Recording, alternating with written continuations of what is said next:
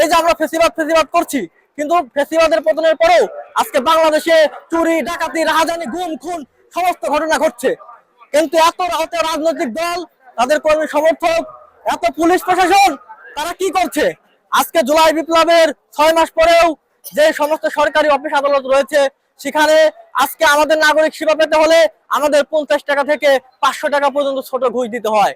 আজকে আমাদের হাসপাতালে ওষুধ থাকে না। আজকে আমাদের হাসপাতালে প্রথমে সিরিয়াল পেতে হলে ওই নার্স, ওয়ার্ড বয় এবং আনসারদেরকে 50 টাকা 100 টাকা ঘুষ দিতে হয়। কেন জুলাই বিপ্লবের পরেও আমাদেরকে এই সাধারণ মানুষ, যাদের খেটে খাওয়া মানুষ, নিম্নবিত্ত মধ্যবিত্ত মানুষের স্বপ্ন পূরণ হচ্ছে না? আজকে বাজারে ঊর্ধ্বগতি। আজকে এই দেশের সাধারণ মানুষ আজকে 70 টাকা 80 টাকা কেজি চাল কিনতে না পেরে, আজকে তারা তাদের বাচ্চাদের স্কুলের ফিস না দিতে পেরে গায়ে কেরোসিনের তেল ঢেলে নিজের গায়ে নিজেকে আত্মহত্যা দিচ্ছে, তারা মারা যাচ্ছে। আজকে বাংলাদেশের আমি একটি কথাই বলতে চাই, আমরা দেখতে পাচ্ছি যে সমস্ত সরকারি অধিদপ্তর সমস্ত অফিসে আমরা দেখতে পেয়েছি আগে আওয়ামী লীগের ব্যানার, তেমন এখন দেখতে পাচ্ছি নতুন নতুন রাজনৈতিক দলের ব্যানার। এবং তারা একটি দলের পাঁচাটা শেষ না হতেই আজকে যারা আগামীতে ক্ষমতা আসবে তাদের পাঁচাটা শুরু করছে। তো আমি একটি কথাই বলতে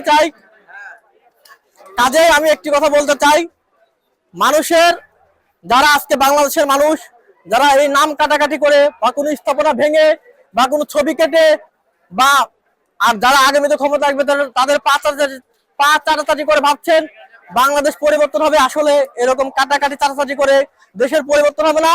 আমাদের প্রত্যেককে বদলাতে হবে।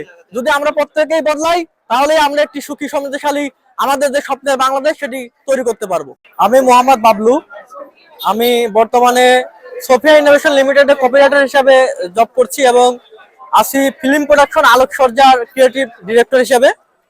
এবারের বইমেলায় আমার প্রকাশিত বই 36শে জুলাই, এটি রয়েছে বৈষম্যবিরোধী ছাত্র আন্দোলন স্টল 1052-53 এবং জুলাই বিপ্লব পরিষদের স্টল 1072।